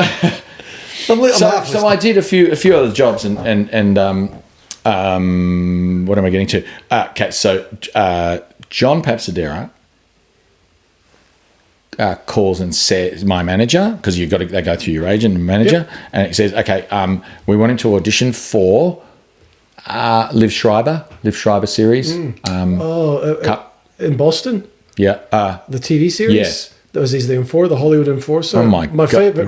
Ray Donovan. Ray Donovan. Yeah, my favourite show. And I'm the choice again. For Ray Donovan? Yeah. For a 10-episode, semi-regular... Oh, I thought you meant for Ray Donovan, his part. Oh, no. Right. To be in the show. Fantastic. Unbelievable role, right? And my manager's going, this is unreal. This is incredible. But I'm not we've pulled the trigger choice yet, right? At the time, this could be so boring, but I'm on an O1 visa. I don't have a green card. And on O1 visas, sometimes they give you lead roles and sometimes they don't. You need to be on a green card to be on this is called a semi-regular part. Bloody hell. So essentially, I get offered it, and 24 hours later, my manager calls and says they can't give you the part legally because you don't have a green card. You're joking. You got it on talent, and serious. Because you couldn't get a proper visa from the Australian government or the American government? No, American. Seriously, they couldn't, in the time that they needed me to do the part, they couldn't convert, right? So, and if you want to know what low is, that's low. That upsets me. It's got nothing to do with the role that just would have been, I just would have changed your life. Stayed, it would have stayed in America forever. But so if you want, this is turning into Heartbreak City. No, it's good. We're going to turn it around. These are the realities. Yes, absolutely. Right? Was there anything you could do? No phone call you could make, or go to the embassy and say, can't they pay some money or no, can't they reclassify the role as a part-time or whatever you said before? It has to be a lead for them to commit to the O1 or something. I can't remember the details. Can't they just reclassify the role? Yeah. No, whatever, gone. Oh God! Oh dear, a big night. Oh my Lord! So then that's when you start writing. Right. So there you go. That was actually the motivator that I had to start doing something to take control of my own life. While I'm pushing for roles, I had to start taking control, as he says. And so I will talk to you about Tandy. Yes, Westworld. Okay? So Westworld, because then straight after that, John Pasvolsky emails me directly and he said, "You're gonna say to me, fuck off, but I have this tiny role in Westworld, opposite Tandy Newton, and the producers really want you to do it. And it'll be a great opportunity just to connect or whatever." I keep doing this, but during the post Mordechai time, I had auditioned for the leads in Westworld as well, through John Pasvolsky as well. And I nailed it. It was like I was totally in the mix, right? So and you remember, so Jonathan Nolan is Christopher Nolan's brother, and his wife created Westworld, right? So, and I just connected with them, and you're really playing amazing. In the right spaces, right? Yeah, it's super cool, right? It's amazing, and I'm feeling like I'm delivering some stuff and having a great time, and I'm just going, tell me what you want me to do it like a robot. I'm in, you know. And I did some really good auditions for them. But then, look at the cast in that show, and I don't get the role, right? It's like the main guy.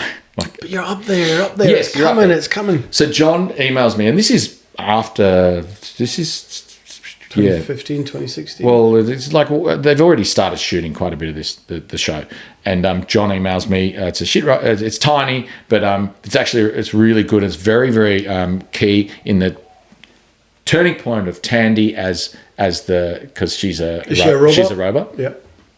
I go, John. I don't even want to know about it. I'll do it. You don't tell me anything. I'll do it for sure. And so I go to the set, and waiting for me to greet me is Jonathan Nolan and his wife Lisa Joy, the creators of the show, and they go, hi, how you going? We have wanted to try and find something for you. We're so sorry it's not more substantial or whatever, but we're so grateful that you're here and so glad that you can make it. And just talking about good people. Yes. This is good people. Yeah. For them to be standing there, he directed bloody Batman. Yeah. Like this is like the top echelon. And I'm starting to realise this isn't about who's who. This is good people. Yeah. The goal is good people. Yeah. Right. So and they do that with most people. Yeah. That come to their set. And by the way, we were working on the set of Deadwood. Right. The old Deadwood set, right? Yeah. So that was an incredible experience, and I actually strangely had mutual friends with Tandy. I knew a producer that knew Tandy, and talk about good people, right? Best person ever, and it was a violent, crazy scene that I had to do with her, Right. and she was incredible, and it was amazing, and it was another shot in the arm, and then you just. Going forward, if you're touching the sky, you got to be doing something right. Yeah. When you get into flow, you're going, I'm selling that and I'm selling that. That's good. So, the oscillation between utter low and utter high is you're almost sitting on the same line, and you got to become a little bit philosophical and roll with the punches. But I am starting to lift my eyes as I'm saying, and I'm seeing good people. And that's all I'm looking for now. And I in my office in LA, which is my garage, I printed out in big letters, work with good people. Right. Just to remind my choices when you get dragged in, because your eyes are pretty wide, you get pretty starstruck and you go, if only I could work with that. But then you're making decisions for the wrong reason. Sure. Good people. So I've always thought that since then, yeah. This is my last question before we move to the CAM principle. Mm-hmm. The older you get, does your outlook, your philosophy, the way you look at acting roles change? Has it changed over the years? You just listen to what he just said? Yeah. Well, it has. It's actually a good question because what I want to say is the most honest thing I can say to you is I am bitter as fuck, but at the same time, yes, I've matured. Yeah. I've also taken control of a lot of more things that I can control. As we all do when we get into the slightly riper ages, what I can't control is a waste of time thinking about it. Right? Why are you as bitter as fuck? I say that you don't come across that way. I say that in tongue in cheek. There are so many moments. Sliding door moments. Like the sliding Mordechai. door moments. Mordechai could have changed your whole life. So many. Right. But I will say, doing this tiny, and I don't mean to do my own segue into my show, but doing this, I started to, with this, I went back to something that was really small and very, very part of me that I wanted to do for a long time, and that's this little 1 hour show. And I cannot tell you that even in, it's pretty hard yakka, but there is something very calm in my soul about it. You're right. And it's pretty fulfilling. Yeah. It'd be quite cathartic, I imagine, as well, because you're not reliant on anyone else. You're writing it, you're delivering it, you're a one-man show. And you kind of cope with all the mistakes you make in a better way. You go, that was my call. Yeah. That was a bad call. Yeah. And it was all on me. Yeah. And that was the reason for my question about, does age make you look at things with a different perspective? Because it does for me. Money becomes very, very insignificant the older you get, you head into your 50s, it really it makes no difference. All the material things have come and gone. When you're 30, 35, and you're about to enter speak for yourself, the arena and go to the Oscars, shit, you're going to get on it, you're going to have a great time. But who knows, you might have made it, been in LA, you were having a great time, the kids all of a sudden are maybe not having a great time, so family stuff might go awry.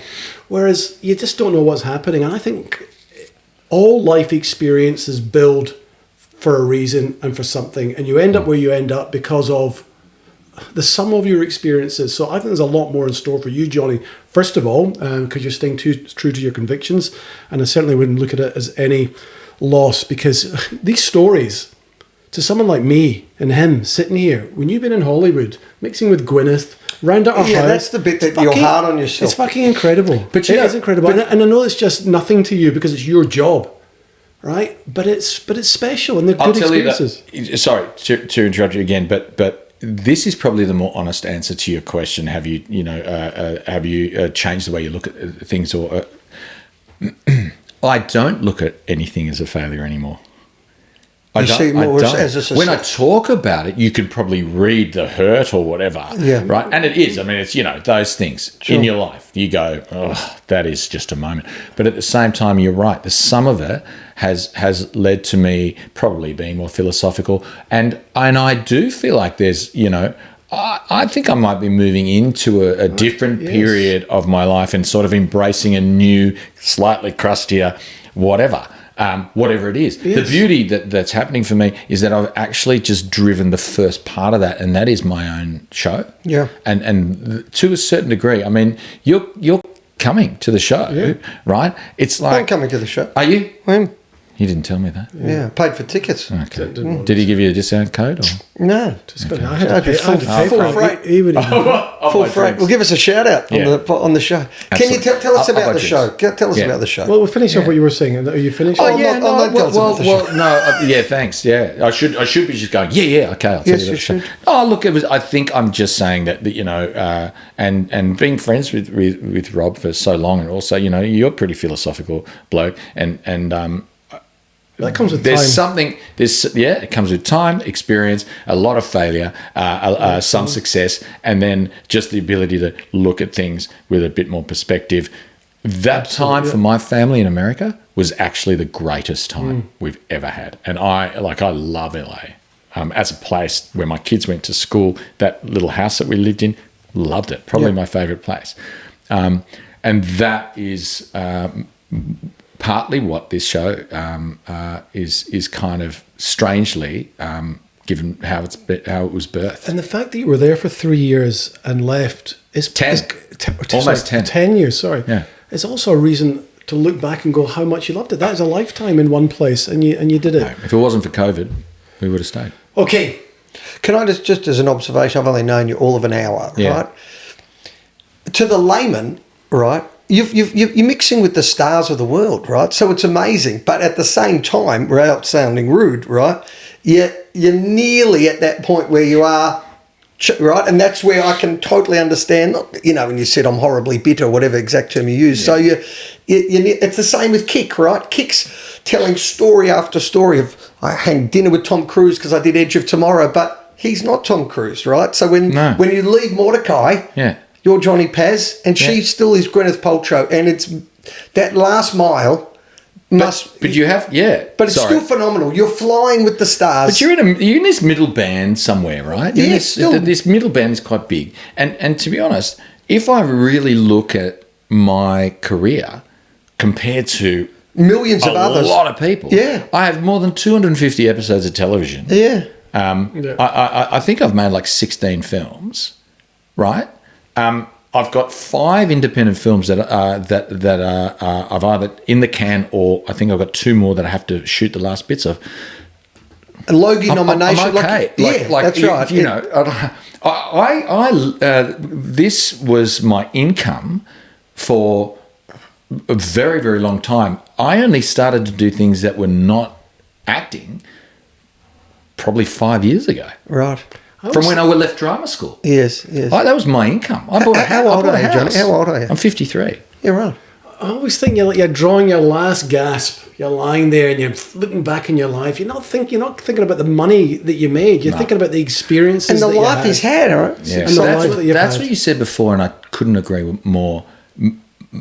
Money has just really is not a motivator for me. Yeah, there's two lines, and they kind of Not at the moment. the money one comes down and the other one goes up, and you just take stock the older you get. Yeah. Okay. Okay, can principle. We are Okay. I've tried to get him off the show 4 times, but We're we keep wrapping it up, or we can principle. Let's go. We're doing the can Give us principle. a can. Go. Okay, so tell us what this is all about. You're here in Melbourne. You're going Yeah. to be doing this one-man show, The Can Principle. You're going to be heading to Sydney, where we're going to suggest that everyone in Sydney buys a ticket. Why should they buy a ticket to The Can Principle? What's it all about?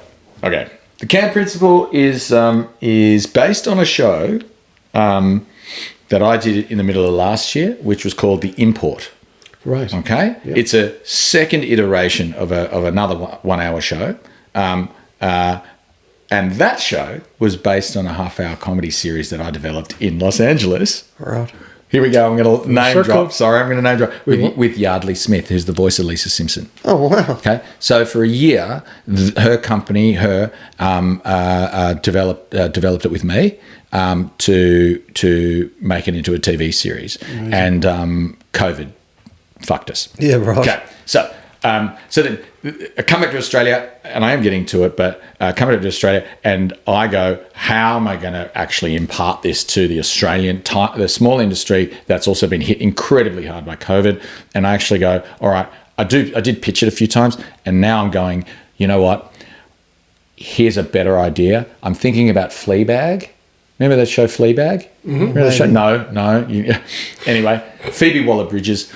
It was a giant English hit on Phoebe. television. She was in Indiana It started as a one-woman show, and I'm thinking, okay, here's an idea. I am going to do my character, Mervyn Gimplick, who's the centre of this TV show, in 1 hour, and I'm essentially going to tell the stories of 3 seasons of this television series that I've just spent time developing. So I did that, and the series was called The Import.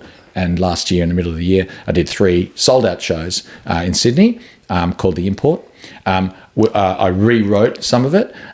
In the journey to now, I started to become incredibly aware of the... Mervyn Gimplick is a self-proclaimed expert. He's a know-it-all. Sure. Okay? But, we love him, but he's a know-it-all. Yeah. And I started to realise there's this thing that's happening on YouTube particularly, and that's gurus, self-proclaimed gurus, fake gurus, right? People who are just kind of preying a little bit on your sensibilities and like movie podcasters like us. Vulnerability, and kind of offering a 12-step plan, so to speak, that is, going to solve your problems, right? Yeah, So the can principle is the origin story of a fake guru. Oh, right. The origin story of a fake guru. The can principle. Coming soon. So please do you. The origin story of a fake guru. And I realised that what I had actually been writing all of these years, especially developing with Yardley, that Mervyn is that guy. He's the guru. He's the self-proclaimed guru. He's the self-proclaimed expert, the know-it-all. But he's a toe thinker. What's a toe thinker? I call him a toe thinker. What's that? He thinks on his toes, right? Just constantly. But he's also he's thinks on his feet. Thinks on his feet. But I call him a toe thinker. Okay. He's like standing. He's like constantly maneuvering. Just constantly maneuvering, right? And then I'm starting to go, okay, this is a great place to work with all of the material that I have, and I've sort of moved it around, written some new stuff, and what I want to say to the world, I guess, hopefully through a whole lot of laughs, is, we're surrounded by a lot of bullshit artists in this world, right? A lot of fake truths. And so I think it's something worth sitting in a room for an hour and... well, that's a case of beer. That's the hour up. Sorry, guys. See you later. we only paid for 60 minutes. Unfortunately, we don't have any time to tell you where the can principle is. So Merv will take you through his origin story to bring you to the point of where he really wants you to be, and that is he's selling his latest thing. Oh, right. Okay. Now he was an import exporter in South Africa. He's a South African character. Okay. Merv's a South African import exporter. That's why he's a know-it-all. Yeah, of course. Yeah. I mean, this is like, look at this computer. This is incredible. What does HP stand for? Hello, pretty. Happy people, right? I mean, that's an example of toe thinking, if you want to know. Right there, I made that up right there. I saw the HP and happy people, right? So Merv is like so committed, import-exporter. His dreams have always been to be an inventor, but he's a terrible inventor. He's sort of, he's a 7 out of 10 inventor. There's always something really wrong with it. But he's happened upon, he's also illegally done the fiancé visa program in Australia. Right. So he can stay after a horrific accident with one of his inventions in South Africa. So he had to leave South Africa. Do we actually need to come now? Oh, I think there's plenty. There's plenty. Yeah. Okay. But what he's actually arrived at is he's really happened upon a philosophy, right? Oh. The Can principle. Do you want to tell us this? I'm not going to tell you what it is, but he believes he can end your misery. He believes he can end human misery. I'll leave it there. Don't give the and I won't give it away. Can you end my misery? But what I'd love is everyone to come because out in a misdirected know-it-all expert, self-proclaimed expert fashion, Merv actually has a heart of gold and wants to try and solve things. Yeah, right. And he might just have something by mistake that you really want. The barely believable origin story of a fake guru. I've got a flyer here. Do you what does that would you recognise that picture from? Yeah, it does. Sexy Beast. So for anyone that's watching, tell us the Sydney dates and where you're playing. Okay, so well, Melbourne, it's this weekend, Easter weekend, April 4 and 5 are our last two shows. And then Sydney, we're at Bondi Pavilion, June 5 and 6. And then stay tuned for other dates. So Sydney, June 5 and 6, because by the time this goes up, it will be beyond Easter. Yeah. Johnny P. Mate, thank you so much for coming here today and spending your time with us. I know you got a busy week here with the shows. We really appreciate it. It's been fascinating. I know we pushed you a little bit on some things that are not so great to talk about, but this is the sum of you, as I said. And I think you've had a phenomenal career with it, regardless of what you think. I'm going to hand over to my co-host here to sign you off, but thank you very much. Thanks, guys. The jury's back, and you got the verdict. So you're a terrific fella. So thank you so much for coming on. You're interested. Like, I wish the alarm didn't go. Seriously, I could have listened to you. It's incredible what you've done, right? It really is. And then to do a show, stand there by yourself and try and make people laugh, nothing much harder than that. So we wish you every success. I look forward to seeing the show. And, we'll have you back if you'll come back. So love to. You guys are awesome. This has been so good. Well, you're the Hugo Weaving and we're the runner.